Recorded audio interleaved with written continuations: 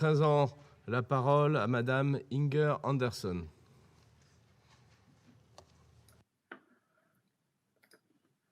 Thank you very much, Mr. President. While shared water courses have been the cause of dispute, they can also be the foundation for cooperation. Indeed, well-planned hydraulic infrastructure on a shared river course can be the source of enhanced collaboration and need not be a zero-sum game. With integrated planning, damaging seasonal inundations can be prevented, energy can be traded, water storage can be optimized, and benefits can materialize both in terms of development and in terms of water optimization. The Blue Nile constitutes a critical water resource for the peoples of the Arab Republic of Egypt, the Federal Democratic Republic of Ethiopia, and the Republic of the Sudan. The headwaters of the Blue Nile are in the highlands of Ethiopia, where the highly seasonal rains produce 69% of the annual river flow just between July and September. The Blue Nile merges with the White Nile at Khartoum, from where the river flows downstream through Sudan and into Egypt. The Nile has delivered fresh water, fed agriculture, and supported livelihoods in these countries for thousands of years. Since 2011, Ethiopia has been constructing the Grand Ethiopian Renaissance Dam, referred to as a GERD, on the Blue Nile. The GERD is a major hydropower project located in Ethiopia's Benishangul Gumuz region. Through the generation of hydroelectricity, the GERD will enhance Ethiopia's energy sources, allowing it to increase electrification, accelerate industrialization, and export surplus electricity to the region. Construction of the dam is now nearing completion. During 2020, the reservoir began to fill for the first time, and approximately 4.9 billion cubic meters of waters were impounded. The 2021 rainy season is beginning now, and Ethiopia has announced that additional water has begun to accumulate in the reservoir. Mr. President, during this past century, the Nile riparian countries have developed infrastructure to regulate the river flow, to store water, to reduce flooding, and to supply agriculture and generate hydropower. While there are a number of dams in the Nile basin, including smaller dams on the Blue Nile, I will here only mention the larger hydraulic infrastructure located in the Nile basin in the three countries. In Sudan, the largest infrastructure is the Merowe Dam on the main stem of the Nile, which can store 12.4 billion cubic meters of water and generate up to 1,250 megawatts. Of importance in Sudan is also the Roseras Dam on the Blue Nile, situated approximately 100 kilometers downstream of the GERD, with a total volume of 5.9 billion cubic meters.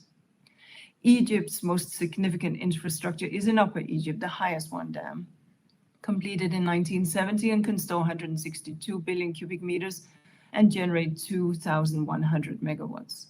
The GERD, when finished, will store 74 billion cubic meters of water and generate up to 5,150 megawatts. A large dam, any large dam, impacts and alters a river's flow. Where water is scarce and drought frequent, such as is the case in the Blue Nile Basin, cooperation on a shared river is the only long-term sustainable option. In the coming years, two of the world's largest dams, the High Aswan Dam and the Grand Ethiopian Renaissance Dam, will substantially control and regulate the flow of the Nile River. This infrastructure has important implications for both human development and for environment.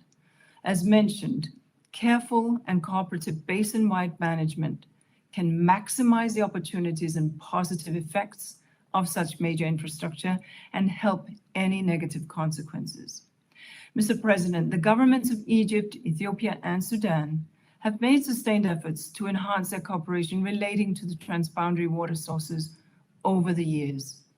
And indeed, as we heard from my colleague, in 2015, they signed an agreement on the Declaration of Principles, in which they committed to some core principles, including the principle of cooperation, the principle of equitable and reasonable utilization, the principle of preventing the causing of significant harm, and the principle of peaceful settlement of disputes. This declaration of principles was the outcome of a series of cooperative transboundary efforts undertaken during the previous years. As we've heard, the parties have persisted with these efforts to enhance cooperation, and the AU has played a critical role during the past years in taking this forward.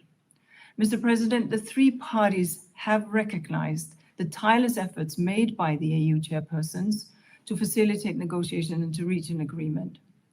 We also applaud these sustained efforts, of course.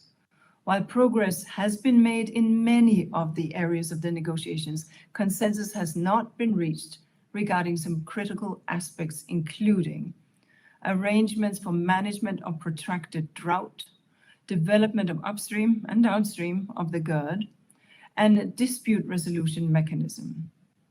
Some differences also remain regarding the scope and nature of the proposed agreement. At this stage, and with other sources of regional tension increasing, we must recognize that overcoming the remaining differences amongst the parties will require careful, meticulous work supported by the relevant technical and legal experts, and with a determination by the three states to arrive at a cooperative solution in pursuit of sustainable development for all, in a spirit of one river, one people, one vision. An agreement on the GERD can be reached, and indeed must be reached.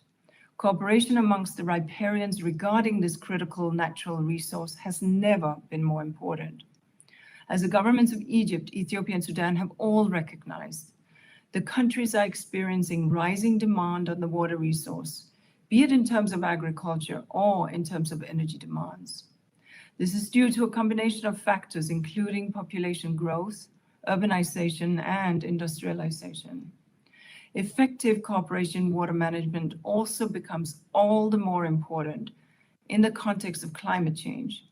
Climate models indeed indicate that the flow of the Nile will exhibit increasing variability during the period of modeling up to 2040, leading to more floods and more intense droughts.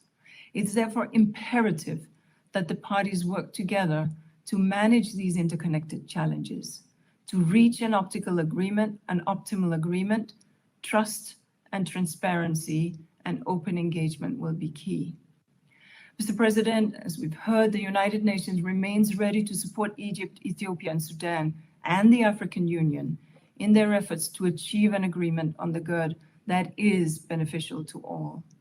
Coordination around hydro infrastructure in this basin is critically important. When done right, and with strong political leadership by the riparian nations, it can provide a basis for deeper, mutually beneficial regional cooperation around shared natural resources, which would enhance sustainable development and peace. Thank you, Mr. President. Je remercie Madame Inger Andersen de son exposé et je donne maintenant la parole